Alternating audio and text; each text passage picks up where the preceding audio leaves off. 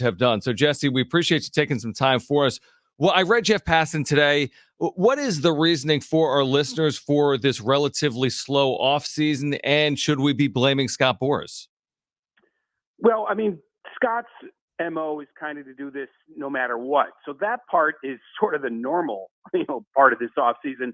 Boras taking his clients deep into it. So that isn't that unusual. I mean, I had to be reminded, Bryce Harper signed on March 2nd in 2019. I didn't even realize it was that late. So that part's not that unusual. The other parts are, because there are other agents and agencies, not to get too inside baseball, who actually like to move quickly back in November and stuff. And those agents and agencies and players haven't done that. So it has been weird. It has been strange. I do think there's at least one unusual circumstance, and that's the RSN, the local TV situation. Don't want to bore your listeners, but I do think that has played a part. And I think as we turn the calendar over to February, that might resolve itself. I think you might see the Rangers do some things in early February, maybe re-sign Jordan Montgomery. But the rest of it is unusual. I don't think anybody can put your finger on it. Jeff and I have talked about it, and it's just a little bit of everything. The fact that you had a couple of players coming over from Japan, high level players that they had end dates to their situations. So everybody's focused on one, and a lot of people focused on the other. Now moving on to the next thing. It's kind of weird. I don't have a great answer. I don't think anybody does, other than maybe the uniqueness of the RSN, the local TV situation.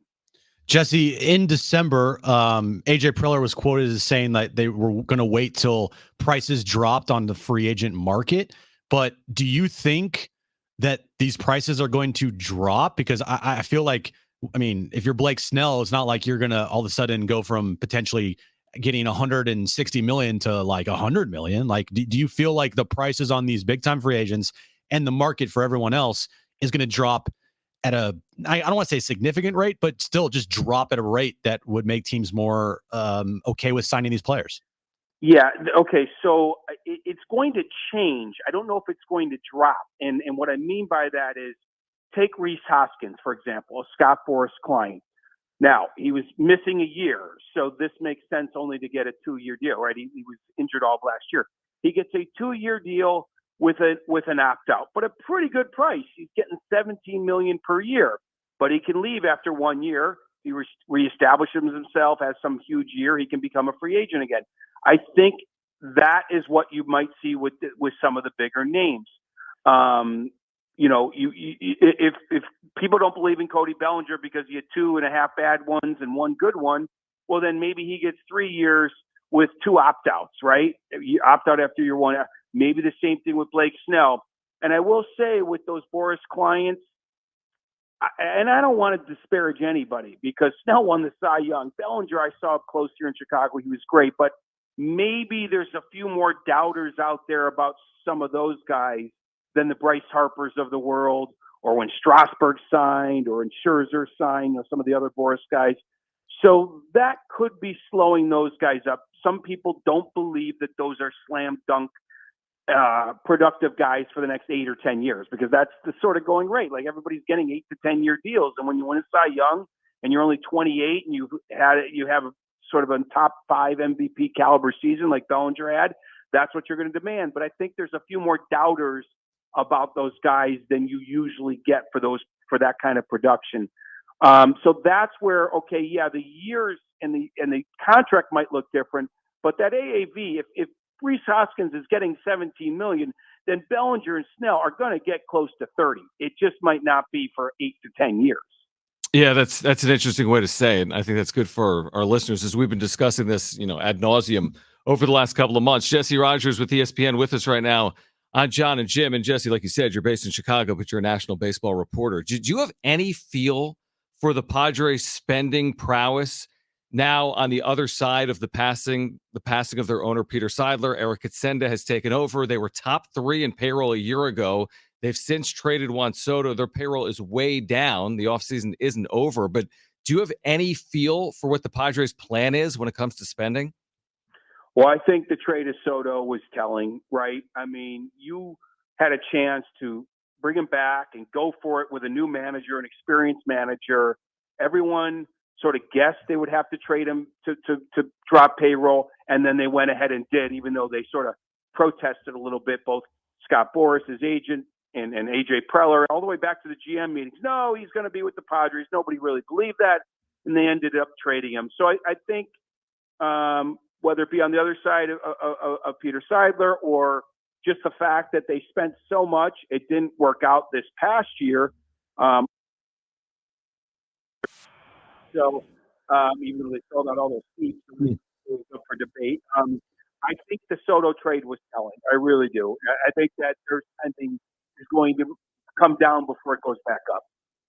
Jesse, being the national guy that you are, we talk a lot about Ha-Seong Kim here, but nationally, is that a name that you've been hearing discussed in potential trades, or at least a name that is like a hot name out there that could be a guy that could be traded either this offseason or this upcoming year, because he is the guy that has 1 year left on his deal? I didn't hear who you said. Who was that? Ha-Seong Kim. No, I haven't heard his name too much. I really haven't heard his name too much out there. I think there are some guys under the surface percolating. He could be one, but I have not heard his name out there in terms of trade talk too much. I do know that the Padres think they can win. Just talking to other teams and stuff, it's they still have a good team, and I think Preller's doing as much as he can with the parameters he's under. So I'm not sure they're ready to do, have to move more than they already have at this point, and they certainly did move a big salary. So I have not heard his name out there too much. Jesse Rogers with ESPN with us right now. Jon and Jim, San Diego Sports 760. Jesse, what has been baseball's reaction as you've covered the sport over the last couple of months to the Otani, not just the deal, but the deferral? Will the deferral lead to any real change, or is this now going to become somewhat norm moving forward? Yeah, I don't know if it'll be the norm, but I think it'll pop up in various moments like this when it's a huge, huge contract and the player is willing to do it. Or remember, the player has to be willing to do it. They are going to look when something unusual happens. It becomes a discussion point, and it will. We have a couple more years to the next CBA, but they're not ready to do anything dramatic just because of one player doing this necessarily. I mean, there have been other deferrals as well. It's not really the norm because most players aren't going to agree to it.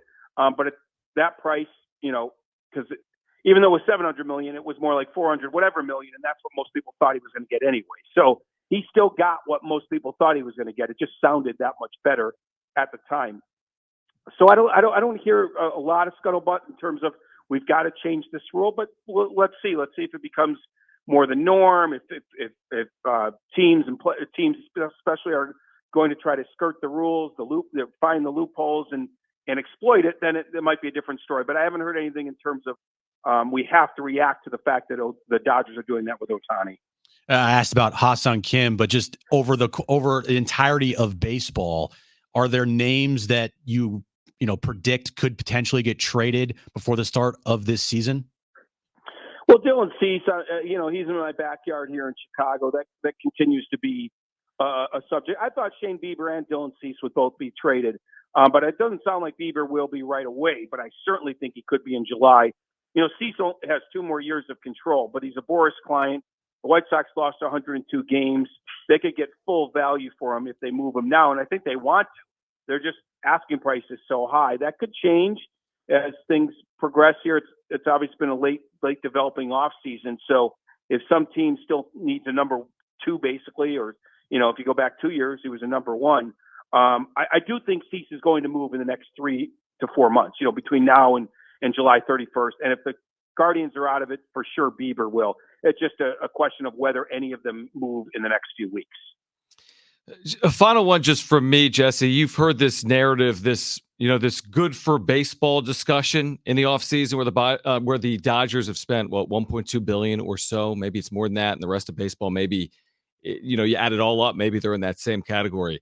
Is what the Dodgers have done, in your opinion, quote unquote, good for baseball? My short answer is yes, but along with that is a lot of other teams doing things that are bad for baseball. I just mentioned the White Sox, okay, but you could take any team. Why does the team that won 100 games go to the mat and spend and get the best players available, while teams that lost 102 games like the White Sox don't do that kind of stuff, or the Pirates, or any of these perennial teams. Like, it makes no sense. I don't blame the Dodgers. They are just putting a spotlight on these other teams that won't do it. Now, there's caveats to this. It certainly sounded like Otani and Yamamoto wanted to play in LA, but it wasn't like 30 teams were bidding on them either. Like, that's where you can make that argument for a salary cap. I mean, the best players come on the market every year, and there's 5 to 8 teams that are going to get them. And once in a while, lately the Padres will jump in, and that happened normally in the past. But really, we kind of know who's going to be in the mix for the best players. So I think it's good for baseball because why not? Like, players should get paid, but also it actually highlights the teams that don't. And maybe we're going to be at a tipping point with owners. Peter Seidler wanted to win. Steve Cohen wants to win. The Dodgers want to win. There's other teams that say they want to win but don't back it up. And maybe there'll be a tipping point here where there's more and more billionaires out there. Maybe the teams will be owned by owners that really want to win and will do whatever it takes to do that. So the free market system, why should all the great players go to one team? But hey, kudos to the Dodgers for doing it. So I'm not going to say it's bad because I think it highlights the teams that won't do it and puts pressure on them, and maybe they'll be changed down the road. Jesse, we love your reporting. We appreciate your time. San Diegans, thank you. And we're looking forward to the start of spring training and the start of the season for the Padres. It's in Korea, March 20th. Thanks so much for hopping on here today, Jesse. Thank you. Anytime. All right. Be well, guys. Jesse Rogers with ESPN. It's an interesting way of looking at it. If you're going to be fair on the subject, I think that's a reasonable way to look at it. Listen, if other teams aren't going to do it, that doesn't mean that some teams shouldn't continue to pursue the end goal is winning. Mm-hmm. So if your end goal is winning, put your money where your mouth is. That I understand. And that's something that Peter Seidler did for the 3+ years that he was the primary owner of the team. And Jesse's right. It should highlight more what teams aren't doing. Right. Like Oakland. Looking at you. Miami. Pittsburgh. Pittsburgh. They signed Rolls Chapman. Great. And the A's signed Trevor Rosenthal 2 years ago. The Rockies, they signed, Bryant last year, but a couple years ago. Just the White Sox. Yep. All right. The Cleveland Guardians. Sure. All right. It should highlight the teams that don't spend money. Like, what are you guys doing? Mm-hmm. You clearly can spend money. You just have owners that don't want to do it, or they're people that want to just pocket the money or completely ruin your franchise and move them to Las Vegas. And what if the owner says, well, we're going to model ourselves after the Tampa Bay Devil Rays, who never spend any money, and they're always in the playoffs almost every year. The Tampa Bay Rays, it's easy to say that, but they're like hard to emulate. The only one that can actually do it. Well, no, but that would be my excuse. If you're like, well, why aren't you spending money? You have to spend money. Well, like, Tampa Bay doesn't spend money and they still win. Why aren't you yelling at Tampa Bay? They are an exception to the rule. They've been an exception. But then if I'm a fan of that team, then I'm saying, well, if you're trying to emulate the Tampa Bay Rays, why aren't you winning? If you're winning, it's a much easier argument to have. But when you're not winning and you're trying to tell me that you're trying to, run a team like the Tampa Bay Rays, right? It's like, no, the argument's invalid because you're not, they're winning and you're not. Well, here's the other thing. What he said about, hey, it's a free market, economy, and the fact that the Dodgers are spending just puts a spotlight on every other team. I'm fine with that. Like we said months ago, I was always content with Otani signing with the team. Nobody said don't sign. Yeah. Nobody said don't get $500, $600, $700 million even. Where we took exception was the deferral.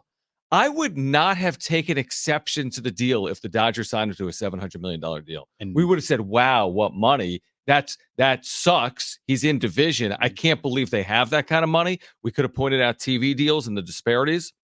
The fact that he landed somewhere, no big deal. Of course, he was always going to land somewhere. The fact that it felt as if, I don't know if this is fair or not, the system was skirted a bit is where I felt as if they were taking advantage of the rules. Well, when you have a deferral amount that was crazy, so large, and 90+% of the entire contract, that's when the eyebrows raise. If Otani signed and deferred $150 million, it wouldn't have been a talking point. No one's talking about it. Yep. Like, because guess what? There's a lot of players in baseball that defer money. And we didn't even realize it. And you fully. don't even realize it because it's not 90% of a contract. Right. 15%. 10%. Yep. Maybe tops 20. Like, you never see a contract that is signed and 97% of the deal is deferred. All of it is deferred. That never happens. That's why this was such a glaring what moment. Yeah, I agree with you. All right, 877-767-4760 if you want to weigh in. 877-767-4760. We have Janet Jackson and Nelly tickets we'll give away coming up at 4:45. We'll get to the wrap at 4:30. Dave wants to weigh in. Dave, you're on with Jon and Jim. Thanks for calling in. Yeah, thanks again, guys. Mm-hmm. Back to the conversation here on the salaries, to a certain extent, I've been of the opinion, and I think it's borne itself out so far, that there's a bit of a reset going on outside of the Dodgers. Now, the other thing, guys, you have to keep in mind, look, we being the Padres, spent a hell of a lot of money last year, and it didn't get us into the World Series like it was projected, nor was it even close. So spending money in and of it by itself is not always the be all end all. I mean, you can include, Jim, as far as other teams that have not spent money that are outpacing the Padres right now and will outpace them most likely next year. Include Baltimore in that mix, include Cincinnati into that mix to a large extent, even though Cincinnati spent a little bit more money this offseason. So it's about not spending all of the money. It's how you spend it. And I think we've all talked together about the spending of the Padres not at a lot of times being as smart as it could be or should be, considering the amounts that are out there or that they've spent. So I would offer that, and we'll see what happens. There's no guarantees that, even with the Dodgers spending the money, that they're going to come in first place at the end of the year. Sure. Yeah. Dave, right? So yeah, we appreciate it. I mean, we had Dan Zaborski on. Thank you, Dave. He said there's a 15% chance. I mean, all he does is crunch numbers. He said, analytically speaking, at Fangraphs, there's a 10 to 15% chance, not that the Padres win it, but that the Dodgers do not win the NL West in 2024. That's what the math would say. Yeah, heading into the year. Yeah, and to what Dave said there, we've talked about this. It's about spending the money, like spending smart money. Mm-hmm. If you sign a guy to a $260 million contract or $280 million contract for 11 years, is that smart money spent? It's a great question. Or it would have been a smarter idea to go out and use that money to get 3 guys for the same cost. Mm-hmm. It's about spending smart money. And Preller has had a very difficult time spending smart money. I think Joe Musgrove, 5 for 100, that to me, smart money, because you're not breaking the bank. You got him for 5 years in his prime. And he, more often than not, when he's out there healthy, he's going to perform for you. When you give Xander Bogaerts 11 years, a $280 million contract, yet to be seen, but after year 1, looks like a bad contract. And you ask yourself, that's a great example, because why was it that Boston, the team he won 2 World Series with, was unwilling to go beyond like the $150 million threshold with him? Now, they were criticized within the market. And by the way, they've changed GM since that moment. But you have to wonder, did Boston make a pretty good determination? Were they thinking more dollars and cents than reacting to kind of what he had meant to the organization? I mean, he had won 2 titles.